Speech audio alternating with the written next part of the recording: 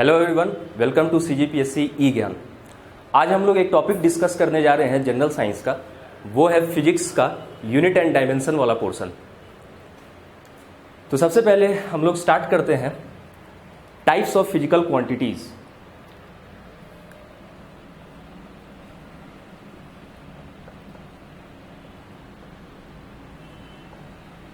Physical quantities हमारी दो type की होती है। The first one is scalar quantity.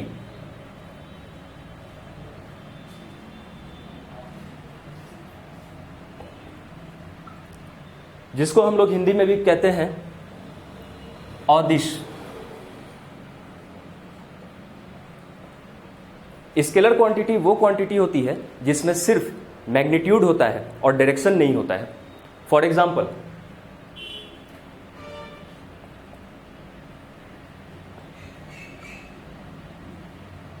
Distance, time,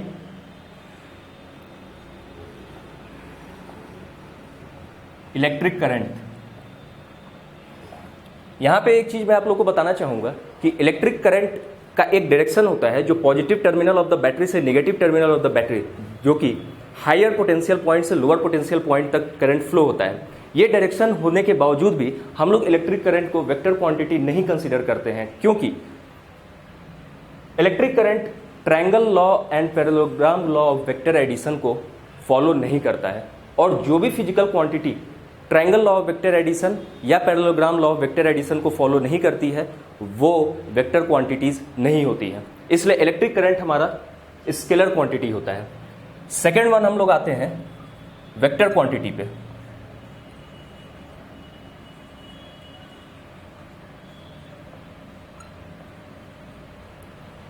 vector quantity हमारी वो क्वांटिटीज होती हैं जिनमें मैग्नीट्यूड के साथ साथ डायरेक्शन भी होता है। जैसे for example,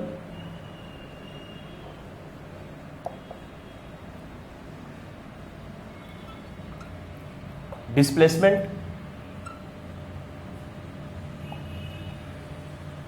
velocity and force etcetera. Displacement वो फिजिकल क्वांटिटी है जहां पे हमारे पास मैग्नीट्यूड के साथ साथ डायरेक्शन भी होता है। मैग्नीट्यूड के बाद जो डायरेक्शन होता है, दो पॉइंट के बीच जब भी कोई बॉडी मूव करती है फ्रॉम ए टू बी, तो हम लोग कंसर्न्ड है कि जो शॉर्टेस्ट पाथ होगा ए से बी तक जाने का, वो हमारा मैग्नीट्यूड ऑफ डिस्प्लेसमेंट होगा। और ए से बी की तरफ बॉडी मूव कर रही है, इसलिए डायरेक्शन होगा फ्रॉम ए टू बी। हम लोग वेक्टर क्वांटिटी को रिप्रेजेंट करने के लिए उसके ऊपर एक एरो मार्क करते हैं, जैसे कि डिस्प्लेसमेंट और इसके ऊपर एरो मार्क। अगर एरो मार्क नहीं किया जाता है तो ये डिस्टेंस होता है जिसमें सिर्फ मैग्नीट्यूड होता है।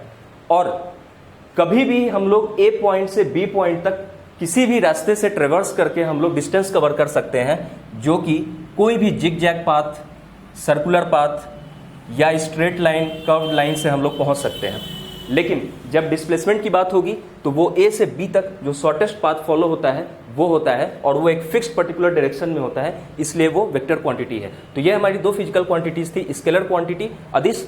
वेक्टर क्वांटिटी जिसको हम लोग बोलते हैं सदिश, मतलब दिशा सहित, और अदिश मतलब दिशाहीन। इसमें दिशा नहीं होती है, सिर्फ मैग्नीट्यूड होता है। मैग्नीट्यूड मतलब एक फिक्स्ड नंबर होता है, कोई डायरेक्शन नहीं होता है, और यहाँ पे मैग्नीट्यूड के साथ साथ डायरेक्शन भी होता है। अब हमारे पास कुछ फंडामेंटल यूनिट्स हैं, फंडामेंटल क्वांटिटीज हैं, इनकी एसआई यूनिट है और ये उसके सिंबल्स हैं। तो हमारे पास 7 फंडामेंटल यूनिट्स हैं। सबसे पहला लेंथ। लेंथ की यूनिट होती है एसआई यूनिट मीटर, जिसको कि हम लोग रिप्रेजेंट करते हैं सिंबल स्मॉल m से। सेकेंड फंडामेंटल यूनिट हमारे पास होता है मास। मास की यूनिट होती है किलोग्राम, जिसका कि सिंबल है kg। तीसरा फिजिकल क्वांटिटी हमारे पास टाइम है, जिसका कि यूनिट होता है सेकेंड्स में और सिंबल है सेकेंड। फोर्थ क्वांटिटी हमारे पास है इलेक्ट्रिक करंट, जिसका एसआई यूनिट होता है ampere, in the honour of the great scientist Andre Marie Ampere, जिन्होंने करंट को डिस्कवर किया था। उसके सिंबल होती है कैपिटल ए। और नेक्स्ट हमारे पास फंडामेंटल क्वांटिटी है टेम्परेचर, जिसकी एसआई यूनिट है केल्विन, जिसको हम लोग रिप्रेजेंट करते हैं के से। और सिक्स्थ हमारे पास है इंटेंसिटी ऑफ लाइट, जिसको कि हम लोग जिसका यूनिट है कैंडेला, जिसको हम लोग रिप्रेजेंट करते हैं CD से। और सेवेंथ हमारे पास यूनिट है अमाउंट ऑफ सब्सटेंस मोल, जिसको हम लोग रिप्रेजेंट करते हैं MOL से। एक चीज़ यहाँ पे आप लोग को मैं बताना चाहूँगा कि कई बार कई लोग टेम्परेचर को डिग्री केल्विन में लिखते हैं, जो कि रॉन्ग है। डिग्री केल्विन कभी यूज़ नहीं किया जाता है, ये रॉन्ग है बिल्कुल। केल्विन एक एब्सोल्यूट टेम्परेचर स्केल है, जिसको हम लोग डायरेक्टली K से रिप्रेजेंट करते हैं। फॉर एग्जांपल 273 केल्विन या 300 केल्विन, कभी भी केल्विन के पहले डिग्री नहीं लगाया जाता है। डिग्री उन टेम्परेचर यूनिट्स के पहले लगाया जाता है जो सेल्सियस और फ़ारेनहाइट में होते हैं।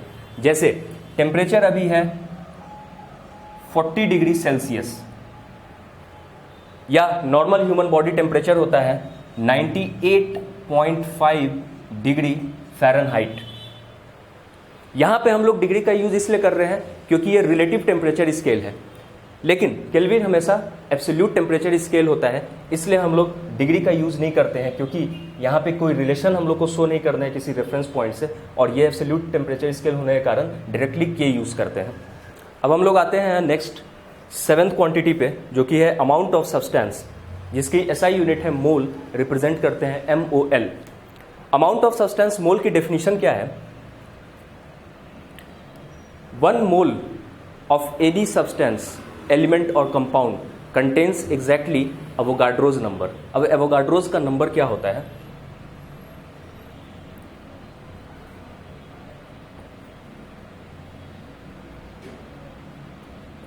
एवोगाड्रोज नंबर होता है 6.023 इंटू 10⁻23। ये एवोगाड्रो ने नंबर दिया था 6.023 इंटू 10⁻23। एटम्स, मॉलिक्यूल्स और आयंस। इसका मतलब ये होता है कि जैसे हम लोग 1 मोल सब्सटेंस कार्बन का लिए, कार्बन 12 या कार्बन 14 या ऑक्सीजन या नाइट्रोजन, किसी भी एलिमेंट या कंपाउंड का 1 मोल हम लोग लिए, तो वो 1 मोल जो होता है उसमें एवोगाड्रोज नंबर के बराबर एटम्स होंगे या मॉलिक्यूल्स होंगे या आयंस होंगे। जैसे 1 mole of carbon will contain 6.023 into 10⁻23 number of atoms. 1 mole of oxygen will contain 6.023 into 10⁻23 atoms. ठीक है, अब हम लोग इसके बाद आते हैं सप्लीमेंट्री यूनिट्स पे। सप्लीमेंट्री यूनिट्स पे 2 सप्लीमेंट्री यूनिट्स हमारे पास हैं। पहला प्लेन एंगल, इसकी SI यूनिट होती है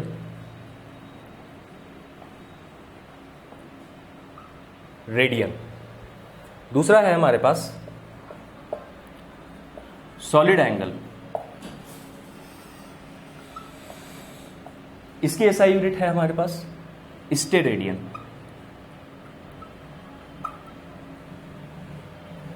अब मैं एक्सप्लेन करता हूं प्लेन एंगल को।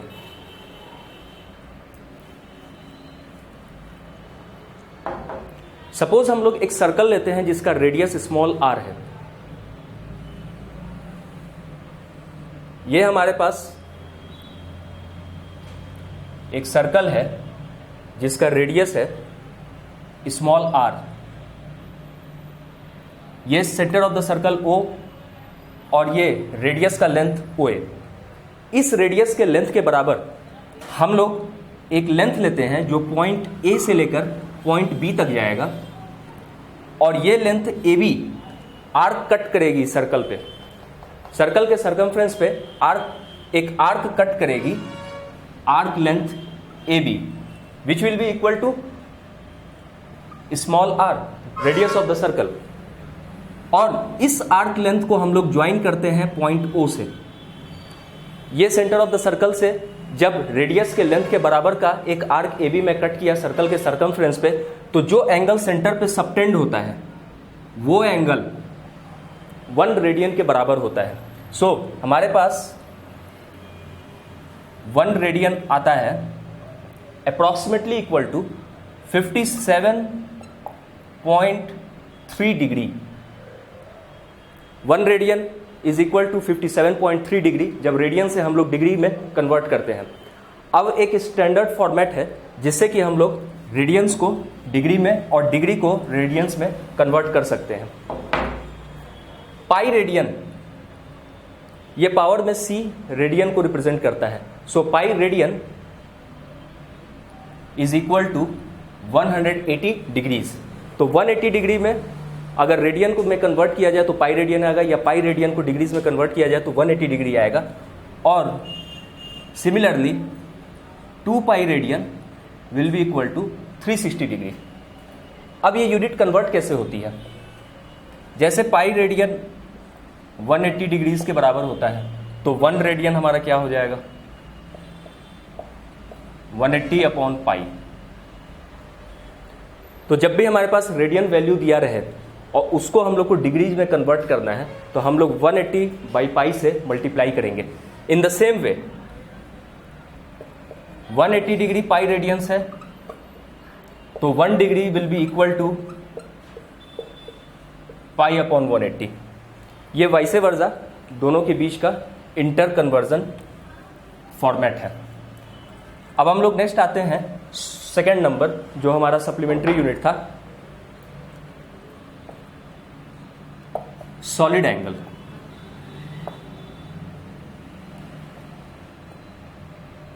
सॉलिड एंगल की एसआई यूनिट थी स्टेरेडियन।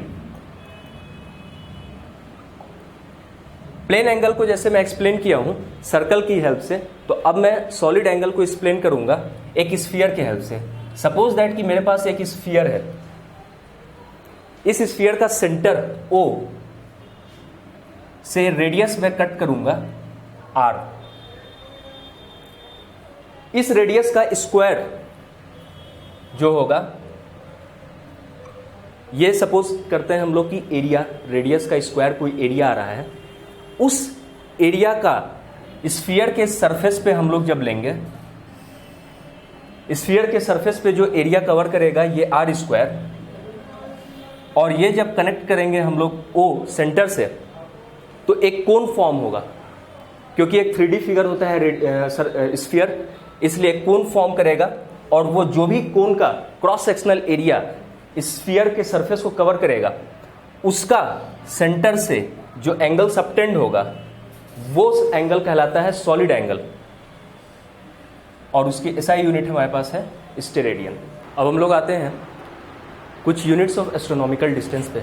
इससे क्वेश्चन आपके आते हैं, जैसे कभी पूछ सकते हैं कि लाइट ईयर डिस्टेंस किस चीज़ की है, तो बहुत लोग कंफ्यूज हो जाते हैं, ईयर है मतलब टाइम का यूनिट होगा, जबकि टाइम की यूनिट नहीं होती है, लाइट ईयर यूनिट होती है डिस्टेंस की।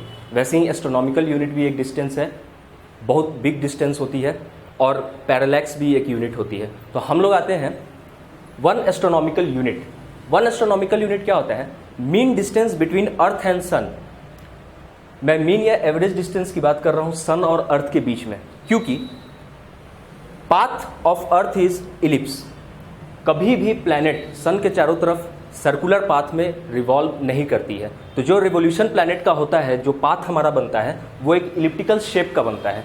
इलिप्टिकल शेप जो होता है उसमें हर एक पॉइंट फोकस से इक्वल डिस्टेंस पर नहीं होता है। इसीलिए प्लैनेट कभी सन से, सपोज ये अर्थ एक प्लैनेट है जो सन के चारों तरफ इलिप्टिकल पाथ में रिवॉल्व हो रहा है, तो अगर इस पॉइंट ऑफ स्पेस पे अगर सन और अर्थ के बीच की डिस्टेंस x है, तो ये डिस्टेंस कुछ समय बाद चेंज हो जाती है, और अगर सपोज ये y हो जाती है, फिर कुछ समय के बाद जब अर्थ रिवॉल्व करके यहाँ आती है ईयर में कभी भी, तो वो फिर हमारे पास सपोज z डिस्टेंस आता है। तो हर बार डिस्टेंस सेम नहीं हो सकता, क्योंकि कभी भी सर्कल में रेडियस इक्वल होता है, सेंटर से जो लोकस ऑफ सारे पॉइंट्स होते हैं जिससे सर्कल बनता है वो इक्वल डिस्टेंस पे होते हैं सेंटर से। तो all radius in a circle are equal, तो वहां पे एवरेज या मीन डिस्टेंस लेने की जरूरत नहीं है। कोई भी एक डिस्टेंस हमारा रेडियस के बराबर वो फिक्स डिस्टेंस होगा हर समय के लिए। लेकिन यहाँ पे चूंकि पाथ इलिप्टिकल है, एक इलिप्स पाथ को फॉलो कर रहा है अर्थ, जब सन के चारों तरफ रिवॉल्व हो रहा है, तो वहां पे सन से जो डिस्टेंस है वो हर बार कम या अधिक चेंज होते रहती है। तो हमारे पास एक फिक्स डिस्टेंस होना चाहिए सन और अर्थ के बीच का, जो हम लोग एवरेज, इन सारे डिस्टेंस का हम लोग एवरेज या मीन लेते हैं, उसको हम लोग बोलते हैं 1 astronomical unit, average distance between sun and earth या mean distance between sun and earth. अब वो 1 एस्ट्रोनॉमिकल यूनिट का न्यूमेरिकल वैल्यू क्या आता है? 15 करोड़ किलोमीटर, 15 करोड़ किलोमीटर एक डिस्टेंस हम लोग एवरेज लिए हैं अर्थ और सन के बीच का, जो कि हम लोग 1.5 इंटू 10⁸ किलोमीटर, साइंटिफिक टर्म्स में हम लोग 1.5 इंटू 10⁸ के टर्म्स में लिख सकते हैं, क्योंकि यहाँ हमारे पास 1.5 के बाद 8 जीरो है तो 10⁸, जिसको हम लोग फिर कन्वर्ट करेंगे मीटर में तो 1000 से मल्टीप्लाई करेंगे। 1000 का मतलब 10⁻3 और ये मल्टीप्लाई होकर के पावर ऐड होकर के 10⁻11 मीटर हो जाते हैं। तो so we have 1 astronomical unit is equal to 1.5 into 10⁻11 metre, जो कि मीन या एवरेज डिस्टेंस है सन और अर्थ के बीच का। अब हम लोग नेक्स्ट हम आते हैं लाइट ईयर पे। हमारा second unit of astronomical distance है लाइट ईयर।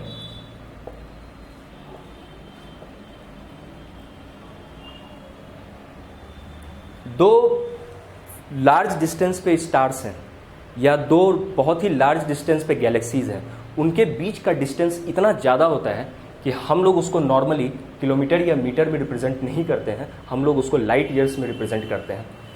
आप लोग जानते हैं कि लाइट पूरे यूनिवर्स में सबसे फास्ट चलने वाली क्वांटिटी है और speed of light is nothing but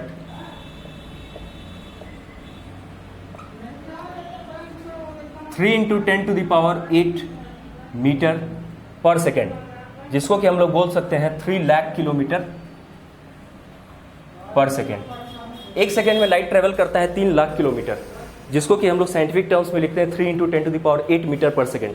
इतना ह्यूज स्पीड पूरे यूनिवर्स में, इससे ज़्यादा स्पीड कभी किसी चीज़ की नहीं हो सकती है।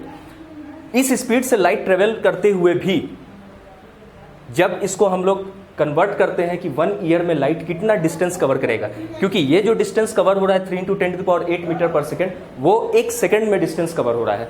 तो अगर इसको हम लोग 1 ईयर तक लाइट ट्रेवल करें इस स्पीड से तो कितना डिस्टेंस कवर हो जाएगा? वो डिस्टेंस हमारा होता है 1 second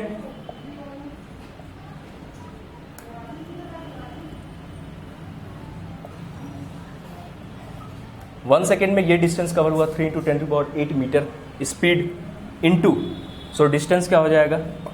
speed into time. Time हमारे पास कितना आ रहा है? ये 1 सेकेंड में ट्रेवल किया तो 1 आवर में कितना ट्रेवल करेगा? इसको हम लोग मल्टीप्लाई करेंगे 3600 से, क्योंकि 1 आवर इज 3600 सेकेंड्स। फिर इसको हम लोग मल्टीप्लाई करेंगे 24 आवर्स से, तो एक दिन में लाइट इतना डिस्टेंस ट्रेवल करेगी। फिर इसको हम लोग मल्टीप्लाई करेंगे 365 डेज, बिकॉज एक साल में 365 दिन होते हैं। इस पूरे वैल्यू को हम लोग मल्टीप्लाई कर देंगे तो लाइट एक ईयर में इतना डिस्टेंस कवर करती है, और वो डिस्टेंस हमारे पास आता है 9.46 इंटू 10⁻15 मीटर। ये डिस्टेंस एक बहुत ही ह्यूज एस्ट्रोनॉमिकल डिस्टेंस है जो कि लाइट ट्रेवल करता है 1 ईयर में। इसलिए light year is a unit of distance. Question में कई बार लोग मिस्टेक करते हैं कि light year is the unit of what, किस चीज की यूनिट है लाइट ईयर। तो कभी भी आप लोग कंफ्यूज नहीं होना है कि ईयर लिखा हुआ है तो ईयर मतलब साल, वो समय को रिप्रेजेंट करता है, बिल्कुल नहीं। यहाँ पे लाइट ईयर लिखा हुआ है मतलब लाइट एक ईयर में कितना डिस्टेंस ट्रेवल किया और वो इतना डिस्टेंस ट्रेवल करता है। थर्ड हमारे पास एस्ट्रोनॉमिकल यूनिट है,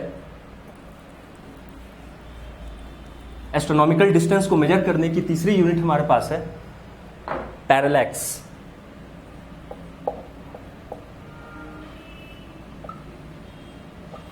पैरेलैक्स सेकेंड, इसको शॉर्ट में हम लोग क्या लिखते हैं?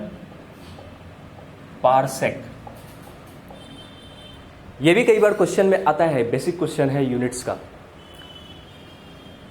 और 1 पारसेक को अगर मैं, ये पारसेक यूनिट ऑफ डिस्टेंस है पहली बात। दूसरी बात 1 parsec is equal to 3.26 light years. अब ये जो हमारे पास डिस्टेंस की यूनिट है ये लाइट ईयर से भी 3.26 टाइम्स अधिक है। इसका मतलब ये लाइट ईयर से भी बड़ी डिस्टेंस है। ये बिगेस्ट यूनिट ऑफ डिस्टेंस है जो हमारे पास अवेलेबल है, जिसे हम लोग मेजर कर सकते हैं। तो ये हमारे पास 3 यूनिट्स ऑफ एस्ट्रोनॉमिकल डिस्टेंस थे। 1 astronomical unit mean distance between earth and sun 1.5 into 10⁻11 metre, 1 light year 9.46 into 10⁻15 metres, और 1 parallel second 3.26 into light year. Light year मतलब 9.46 इंटू 10⁻15 मीटर्स को जब मैं 3.26 से मल्टीप्लाई करूंगा वो डिस्टेंस हमारे पास आएगी, वो कहलाता है पारसेक, जो कि एक यूनिट है डिस्टेंस का। अब हम लोग यहाँ पे देखते हैं कुछ एक्सपोनेंट्स ऑफ 10। ये हमारे पास पॉजिटिव पावर्स में और नेगेटिव पावर्स में हमारे पास एक्सपोनेंट्स दिए हुए हैं 10 के, जो कि प्रीफिक्स हम लोग को पता होना जरूरी है न्यूमेरिकल या प्रॉब्लम सॉल्विंग के लिए, या कोई भी क्वेश्चन को हम लोग डील करते हैं तो उसमें ये सारे वर्ड्स हमको मिलते हैं फ्रीक्वेंटली। तो हमें पता होना चाहिए कि वो वर्ड या वो प्रीफिक्स किस पावर ऑफ 10 को या किस एक्सपोनेंट ऑफ 10 को रिप्रेजेंट कर रहे हैं, जो नेगेटिव में भी आते हैं और पॉजिटिव के लिए भी होते हैं। तो सबसे पहले हमारे पास एक्सपोनेंट ऑफ 10 है 10⁻18। मैं डिक्रीजिंग ऑर्डर में ले रहा हूँ, सबसे बड़े एक्सपोनेंट से कम एक्सपोनेंट की तरफ मैं आपको बताऊंगा। 10⁻18 का प्रीफिक्स होता है एक्सा। इसका मतलब होता है, अगर एक्सा मीटर में बोल रहा हूँ तो इसका मतलब है वो 10⁻18 मीटर्स के बारे में बात हो रही है। इसके बाद नेक्स्ट हम लोग आते हैं 10⁻15, जो कि होता है पेटा। इसको रिप्रेजेंट करते हैं कैपिटल पी से। इधर आप लोग देख सकते हैं कि जो मैक्सिमम हमारे पास एक्सपोनेंट्स है पॉजिटिव साइड के, वो सब कैपिटल लेटर से रिप्रेजेंट हो रहे हैं, ये लास्ट दोनों को छोड़कर। Exa E, peta P, tera T, giga G, mega M, kilo K और hecto H, deci small D. तो 10⁻15 जो होता है पावर वो होता है पेटा। 10⁻12 जो पावर होता है वो होता है टेरा। जैसे कि आजकल मोबाइल आ रहे हैं, कंप्यूटर आ रहे हैं जिसमें हार्ड डिस्क की बात हम लोग करते हैं, तो बोलते हैं कि कितना हार्ड डिस्क है आपके लैपटॉप का, 1 टेराबाइट। 1 टेराबाइट का मतलब क्या हुआ, 10⁻12 बाइट। गीगाबाइट, गीगा, ये प्रीफिक्स है 10⁻9 एक्सपोनेंट के लिए, जिसको रिप्रेजेंट करते हैं कैपिटल जी से, इसीलिए बोलते हैं जीबी। 2 GB डेटा या 4 GB डेटा जियो दे रही है, इसका मतलब क्या है कि 10⁻9 बाइट्स ऑफ डेटा जियो दे रही है हमको, इसलिए हम लोग यूज करते हैं गीगा। गीगा प्रीफिक्स है 10⁻9 को रिप्रेजेंट करने के लिए। इसके बाद आते हैं 10⁻6, ये होता है मेगा, जिसको रिप्रेजेंट करते हैं हम लोग कैपिटल एम से। तो कभी भी हमारे पास अगर क्वेश्चन आ सकता है कि मेगा ओम में ये रेजिस्टेंस वैल्यू दी हुई है, तो इसका मतलब ही है कि 10⁻6 से मल्टीप्लाई करेंगे। 1 mega ohm that means 10⁻6 ohm. 10 mega ohm मतलब 10 into 10⁻6 ohm, that is 10⁻7 ohm. इसका आप लोग क्लियर करेंगे। इसके बाद 10⁻3 किलो, प्रीफिक्स किलो है, जिसको रिप्रेजेंट हम लोग कर रहे हैं कैपिटल के से। 10⁻2 वो होता है हेक्टो। हेक्टोमीटर मीन्स क्या, 10⁻2 मीटर। और फिर हम लोग आते हैं 10⁻1 पे, जो कि होता है डेका, जिसको रिप्रेजेंट करते हैं हम लोग स्मॉल डी से। ये कुछ पॉजिटिव एक्सपोनेंट्स थे 10 के, जो हम लोग डिक्रीजिंग ऑर्डर में देखें। अब इन्हीं एक्सपोनेंट्स को हम लोग निगेटिव पावर्स के लिए देख रहे हैं, जो 10⁻18 से हम लोग 10⁻1 तक जाएंगे। यहाँ ये डिक्रीजिंग नहीं इंक्रीजिंग कहलाएगा, क्योंकि निगेटिव में जितना बिग नंबर होता है वो सबसे छोटा नंबर होता है, और निगेटिव में जो छोटा नंबर होता है वो एक्चुअली बड़ा नंबर होता है। तो यहाँ पे हम लोग इसको डिक्रीजिंग नहीं बल्कि इंक्रीजिंग ऑर्डर बोल सकते हैं। 10⁻18 प्रीफिक्स एटो। एटो सेकेंड अगर दिया है, इसका मतलब है कि 10⁻18 सेकेंड्स पे कोई भी चीज ऑपरेट हो रही है या कोई भी काम हो रहा है। 10⁻15 फर्मी, एक साइंटिस्ट है एनरिको फर्मी, उनके ऑनर में इस 10⁻15 का प्रीफिक्स हम लोग रखे हैं फर्मी, या इसको फेम्टो भी बोलते हैं, 10 फेम्टो सेकेंड्स। तो इसका मतलब हम लोग कैलकुलेशन में यूज करेंगे 10 इंटू 10⁻15 सेकेंड्स, और 10 इंटू 10⁻15 क्या हो जाएगा, 10⁻14 सेकेंड्स हो जाएगा। इसके बाद हम लोग आते हैं 10⁻12, जिसको कि पीको बोलते हैं। तो कई बार आप लोग फिजिक्स में करंट इलेक्ट्रिसिटी में पढ़े होंगे, the capacitance of the capacitor is 20 pico farads. तो 20 पिको फेरेड्स का मतलब क्या है कि वो 10⁻12 इंटू 20 फेरेड है। 20 into 10⁻12 farad, that is 20 pico farad. 10⁻9 ये रिप्रेजेंट करता है नैनो। नैनो टेक्नोलॉजी जो आजकल की टेक्नोलॉजी है जो चल रही है, उसमें 10⁻9 मीटर जो बहुत ही छोटा स्केल होता है, वहाँ पे हम लोग यूज करते हैं एलिमेंट्स को, और उस स्केल पे हम लोग ऑपरेट करते हैं। वो टेक्नोलॉजी नैनो टेक्नोलॉजी है। इसका प्रीफिक्स नैनो है 10 to the power -9 का, जिसको हम लोग रिप्रेजेंट कर रहे हैं स्मॉल n से। यहाँ पे जो सारे लेटर्स का रिप्रेजेंटेशन है नेगेटिव पावर्स ऑफ 10 में, वो आप लोग ध्यान देंगे small a, small f, small p, small n, small mu, micro, m मिली के लिए ये सारे स्मॉल लेटर्स रिप्रेजेंटेशन है। और कैपिटल लेटर रिप्रेजेंटेशन थे पॉजिटिव एक्सपोनेंट्स ऑफ 10 के लिए। 10 to the power -6 को माइक्रो बोलते हैं। माइक्रोमीटर 100 माइक्रोमीटर मतलब 100 × 10 power -6 मतलब 10 to the power -4 मीटर्स वो आएगा। 10 to the power -3 ये होता है मिली। अगर मैं 5 मिली सेकेंड की बात करूँगा तो 5 × 10 to the power -3 सेकेंड्स हम लोग उसको बोल सकते हैं। तो जितना भी न्यूमेरिकल वैल्यू दिया हुआ है अगर उसमें प्रीफिक्स मिली लगा दे या इनमें से कोई भी लगा दे तो उनका जो मल्टीप्लायर है वो उस न्यूमेरिकल वैल्यू के साथ मल्टीप्लाई होगा और जो नेट रिजल्ट आएगा वो हमारा रिजल्ट होगा। 10 to the power -2 centi small c, 10 to the power -1 deci small d। तो ये कुछ नेगेटिव और पॉजिटिव एक्सपोनेंट्स थे 10 के, जो बहुत ही यूजफुल होते हैं न्यूमेरिकल और प्रॉब्लम सॉल्विंग में, जिनका प्रीफिक्स के बारे में हमें पता होना चाहिए। अब हमारे पास कुछ और डिस्टेंस है लेंथ की, यूनिट है। पहला है 1 माइल। 1 माइल 1.60935 किलोमीटर्स की इक्वल होता है। ये माइल जो है नॉर्मली टेरेस्ट्रियल डिस्टेंस के लिए हम लोग यूज़ करते हैं। Distance on land surface 1 mile is equal to 1.6 × 1.6035 kilometres. जैसे कई बार हम लोग क्रिकेट मैचेस देखते हैं कि ब्रेट ली की bowling speed 100 miles per hour है, तो वो अप्रॉक्सीमेटली 160 किलोमीटर पर आवर्स में आती है। सेकेंड हमारे पास यूनिट है एक डिस्टेंस का 1 nautical mile. 1 nautical mile 1.852 kilometre होता है। वो 1 माइल से थोड़ा अधिक होता है। जैसे 1 माइल 1.6 किलोमीटर्स था, तो नॉटिकल माइल जो होता है वो 1 नॉटिकल माइल 1.852 किलोमीटर्स होता है। नॉटिकल माइल जो हमारा मेजरमेंट होता है वो सी वाटर या वाटर में डिस्टेंस को मेजर करने के लिए होता है। तो जैसे किसी भी कंट्री का जो टेरिटोरियल वाटर्स होता है, जैसे इंडिया का टेरिटोरियल वाटर्स है, इंडिया के नीचे समुद्र है, इधर अरेबियन सी है, इधर बे ऑफ बंगाल है, नीचे इंडियन ओशन है। तो उस ओशन या सी में इंडिया का अधिकार क्षेत्र कहाँ तक है, वहाँ तक की डिस्टेंस जो होती है वो होता है 12 नॉटिकल माइल्स। किसी भी कंट्री का उसके कोस्टल लाइन या बेस लाइन से जो सी में डिस्टेंस मेजर होता है वो होता है नॉटिकल माइल्स में, और वो होता है 1.852 किलोमीटर, और उसकी वैल्यू होती है 12 नॉटिकल माइल्स।